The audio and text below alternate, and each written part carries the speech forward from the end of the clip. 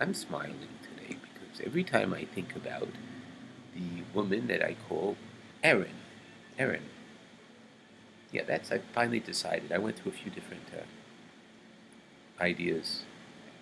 Thought of Emma, but that person, and Emma, has to look like Diana Rigg. That's all. No, not look like. Has to remind me that that's Diana Rigg, or some form, some version of her.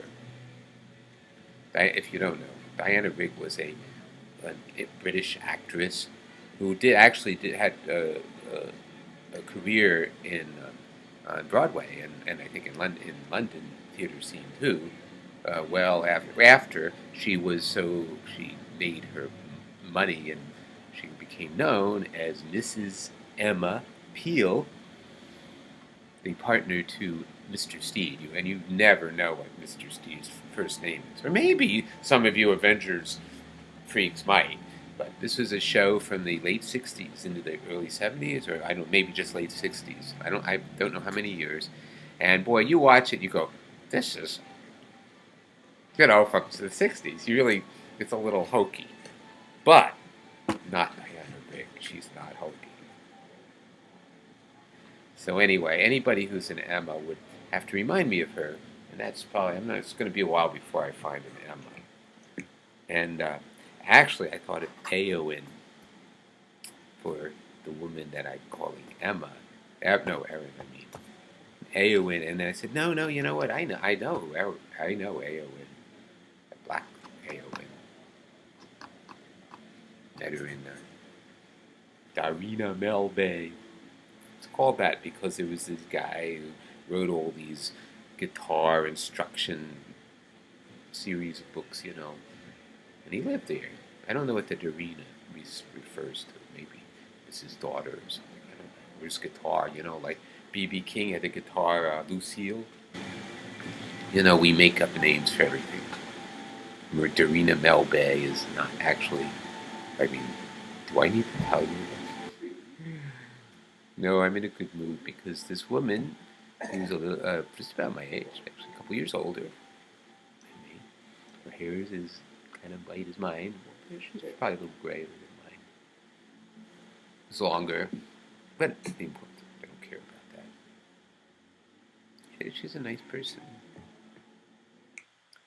And I'll tell you, I've been looking for a nice female just to hang around with. It ain't easy.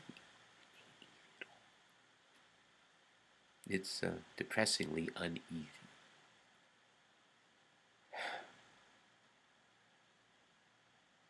So, instead of getting negative about why our society is so screwed up and love is something that we're not supposed to have, because we're supposed to buy the things that will get us love. We're supposed to buy into the incredible mythology. And you come out to California from New York, and New Yorkers,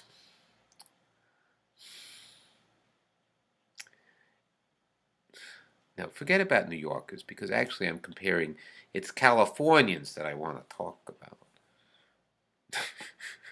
Because Californians really are focused on stuff that's important, like spirituality and, positiveness and new age stuff and all that. And it's a positive thing until you realize that it's all bullshit. I'm sorry, I didn't mean to say it's all bullshit. That's stupid of me. Stupid, stupid, stupid. I've hit my hand. Ow, ow, ow, ow, ow, ow, ow. Why did I hit my hand so hard? Well, because I've learned this about pain. The more you experience pain under circumstances that are not scary, the less pain scares you. Because you say, okay, pain hurts. And unless this pain is associated with, say, a mortal wound or something, or what do you call it? Cancer, end of life terminal cancer, and it's pain, and your stomach's being eaten out, and oh gosh, I mean, I think about people who died of like stomach cancer, before there was any kind of pain, reasonable pain medication. Oh gosh, we're so spoiled. Though it can be pretty miserable to undergo open heart surgery. My father did. Wow, what a rough thing. I mean, I think, oh my gosh, I'm not looking forward to that happening. And yet, I've decided, well, but the fact is, he did it. It was rough. It was clear he needed it. He needed a bypass surgery. Actually, is that open heart? That's not truly open heart, but it doesn't matter. Serious stuff. Yeah, it's not open heart because it's all on the outside of the heart. So they don't actually open the heart to say replace a valve. Now he had a problem. That was one of his problems throughout as he got older. It was from early on. He had a bad valve, like his kind of leaky valve his whole life. But he spent incredible amounts of time on a stationary bike in the basement. Couldn't believe it. 16,000 miles or 23. 23,000. That's 23 is a good number. That's how many thousand miles approximately it is to go around the world at the equator. And it also happens to be part of Avogadro's number, which I like. Anyway, I know anybody who says Avogadro's number is really neat is a little well, that's me. That's me. Anyway, what am I talking about? I wanted to finish something. There was something. It's rough being in love, you know? I think that's the reality. Is that this, oh no, what's her name now? I mean, the name I'm giving her. I mean, I know her real name. What is her name? Erin. Yeah, Erin. It's kind of hard. I'm trying to wrap myself around. Well, what I'm trying to wrap myself around is that I kind of think that this might be, it might be something that could last. I haven't been expecting that. That hasn't been part of my expectation at all. Just, okay, whatever. I'm not interested. I think that's the scary part. But I'm not really scared. I've decided. What do I have to be afraid of?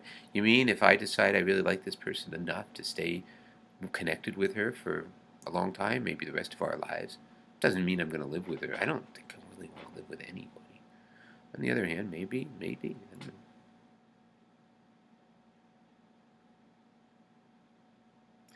And I think part of the problem, and part of that's the mythology, and I would say it's not just California, it's a whole frickin' world, I think.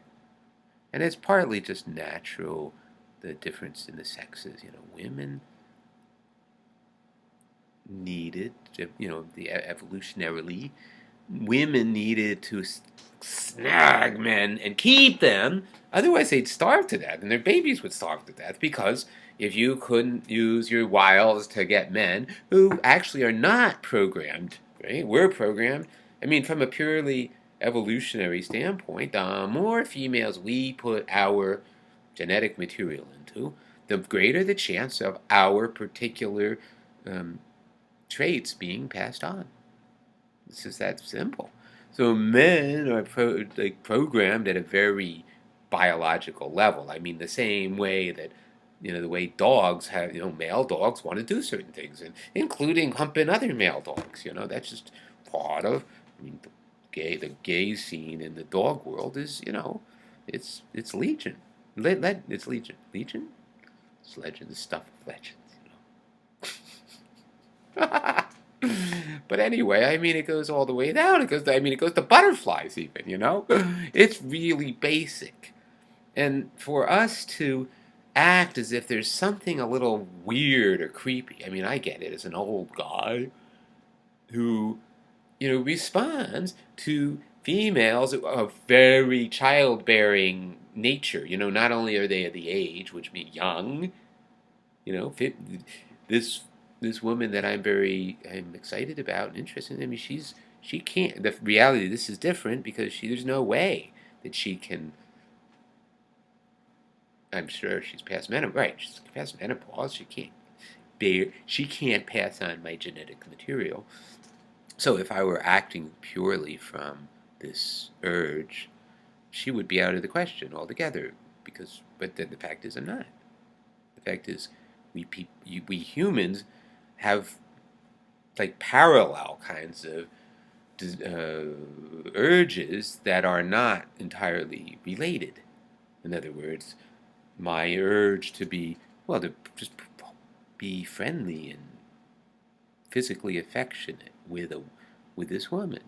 And if sexual stuff happens, that's fine. I like that, you know. But that's not what I'm after. I just want somebody to hang out with that I'd like to be able to hug, kiss, be with, you know, scratch your back, stroke her hair, that stuff. Then of course whatever else. Again, I'm not saying no to the sex stuff. It's just that that's not my focus. And I guess the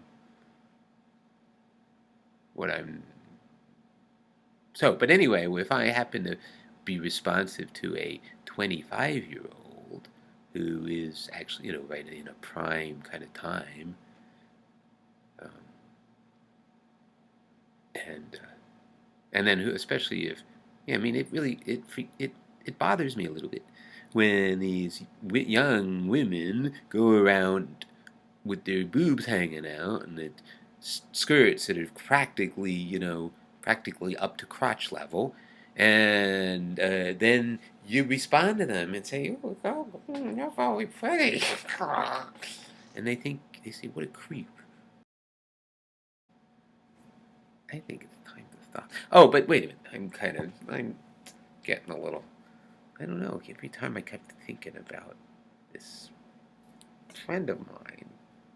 I mean, it's just really at the very beginning stages, and who knows? I've learned. No expectations. Whatever happens, or it doesn't happen. Happens or it doesn't happen. So, thank you for indulging me this little teenage time that I'm having. I'm going through it. I mean, I feel kind of like a teenager. I really feel like I'm falling in love for, well, the first time in a long time. We'll see how it goes.